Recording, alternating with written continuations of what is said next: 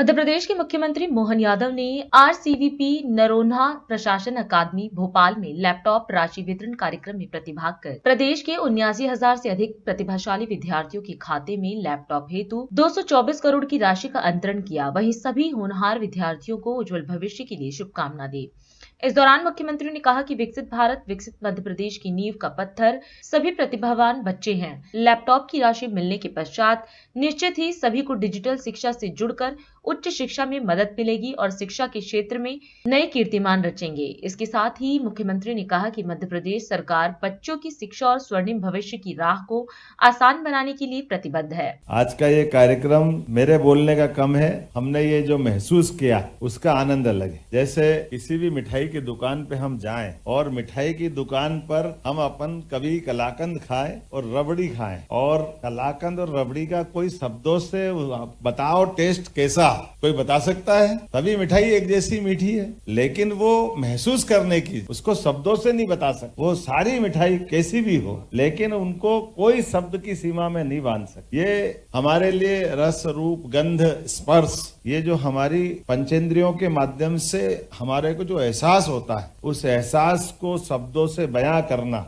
ये कुछ शब्दों तक की सीमितता हो सकती, लेकिन परिपूर्णता नहीं हो सकती। और आज के इस अवसर पर मैं स्मरण कर रहा था, मेरे मित्रों से मैं बात कर रहा था, हम केवल भगवान राम का वो प्रसंग याद करें, भगवान श्री राम के उस समय का कभी कभी कुछ प्रश्नों के उत्तर अनुत्तरित रह जाते हैं। मैं मान के चलता हूँ वो हमारी आस्था के केंद्र है, हमारी श्रद्धा है, लेकिन कभी यह कल्पना करें कि भगवान श्री राम के जीवन में अगर महर्षि विश्वामित्र नहीं आते, महर्षि विश्वामित्र ने महाराज दशरथ के पास आकर जंगल में होने वाले तमाम अत्याचारों का, राक्षसों का अंत करने के लिए वो कोई उनने सेना नहीं मांगी, राजा जी से कोई सहायता नहीं मांगी, महाराज से दशरथ से कोई सहायता नहीं मांगी। क्या मांगा उनने?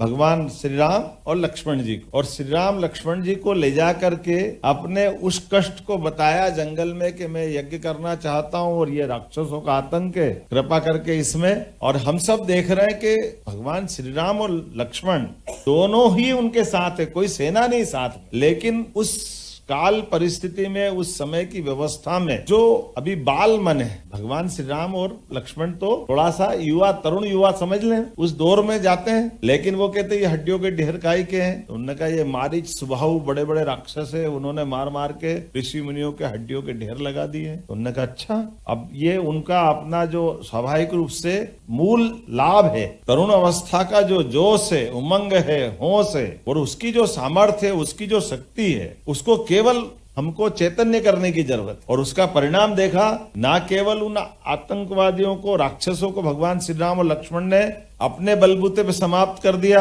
अब विश्वामित्र जी और आगे बढ़ाते हैं। जब ये राम लक्ष्मण जी का उनके साथ लाया हुआ काम खत्म हो गया, तो वो तुरंत महाराज दशरथ के पास नहीं छोड़ने ले जा रहे, फिर वो और बड़ी परीक्षा के लिए ले जा रहे हैं। बड़ी परीक्षा क्या थी? उन्होंने कहा महाराज जनक ने स्वयंवर का आह्वान किया है और धनुष यज्ञ है। भगवान श्री राम और लक्ष्मण ने धनुष यज्ञ स्वयंवर से सुना होगा, लेकिन रामायण के अपन उस पार्ट को इतना ही अपन ध्यान से देखें कि भगवान श्री राम और लक्ष्मण ने कहा चलो अब गुरुजी आपकी आज्ञा, तो उन्होंने कहा चलो वहां चलते हैं। वहां जाकर के हमने सबने देखा, ना केवल बड़े बड़े राजाओं के बीच में धनुष पे प्रत्यंचा चढ़ाने के उस पराक्रम को दिखाया, बल्कि उनने अपनी उस प्रतिभा के बलबूते पर उस समय के पूरे भारतवर्ष में सभी राजाओं के बीच सबसे श्रेष्ठ स्थान पाया। और उसका परिणाम भी क्या हुआ? गए तो भगवान श्री राम और लक्ष्मण थे, साथ में माता जानकी भी आ गई। तो ये जो पराक्रम पुरुषार्थ, ये हमको क्या सिखाता है? हमारे तरुण युवक जो मर्जी आए, जितने भी कठिन से कठिन काम है वो सब कर सकते हैं, और ये हमारी परंपरा है। इसको समझने के साथ ऐसे कई अवसर आते हैं, जिन अवसरों के बलबूते पर सारे प्रश्न गौण हो जाते हैं, उन उत्तरों को ढूंढने में बाकी समाज पूरा, लेकिन एकमात्र युवा है जो सब प्रकार से समर्थ होता है सारे उलझे सुलझे प्रश्नों का उत्तर निकालने में। ऐसे प्रतिभावान विद्यार्थियों के लिए लैपटॉप देते हुए जो आनंद आ रहा है, मैं इसको शब्दों से कैसे बताऊं, मेरी भावना से आप समझ सकते हैं कितना अच्छा लग रहा है। कोई बच्चा आकर के कह रहा है कि मेरे परिवार में माता पिता का तो हमको जब तक आश्रय नहीं होगा, हमने देवी देवता नहीं देखे, लेकिन हम अपने माता पिता में वो दोनों पा सकते हैं। कभी कभी एहसास नहीं होता, कभी हम बड़े हो गए तो ध्यान में आएगा अपने बच्चों का।